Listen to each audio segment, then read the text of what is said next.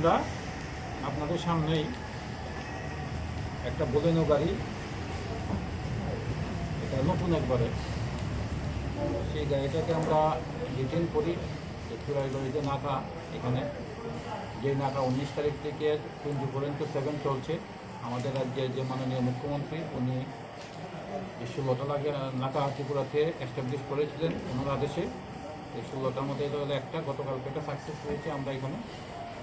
তো এই গাড়িতে আমরা তল্লাশির সময় টোটাল 61 প্যাকেটে 30 কেজি, এবং প্যাকেটগুলো আপনাদের সামনে এখানে ডিসপ্লে করা আছে। আপনারা দেখছেন কী ধরনের প্যাকেট হয়েছে, গাড়ির সাইজ অনুযায়ী এই প্যাকেটগুলি করা হয়েছে।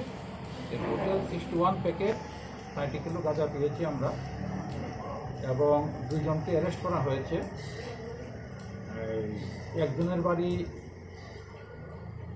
মারা সিডাইপিএস সুদীপ কর্মকার, একজন ছাদে এবং ওনার মিসেস আছে, ওনার বাড়ি কোয়াইটে হাতিমারাতে।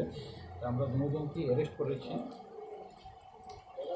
চুরাইবাড়ি থানাতে একটা মামলা হয়েছে, ইনভেস্টিগেশন চলছে। তবে এই ধরনের নেশাবিরোধী অভিযান, যেটা আমাদের সমস্ত ত্রিপুরাতে চলছে, 3 মাস চলবে, আগামী মাসে আরও সামনে 3 মাস অবধি চলবে। আমরা আরও করবো এগুলো। কত কেজি গাঁজা এবং বাজার? তো 30 কিলো গাঁজা 15,000 টাকা করে কেজি, যেটা ওখানে 4.5 লাখ টাকা। স্যার গাড়ি নম্বরটা কত স্যার? গাড়ি নম্বরটা আছে TR04E0768।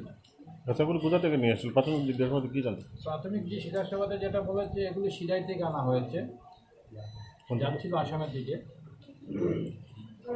স্যার আপনারা তো এখানে যেহেতু সাংবাদিক, হাজার হাজার গাড়ি আসে এবং যায়, আমরা চেকিং করি সবসময়।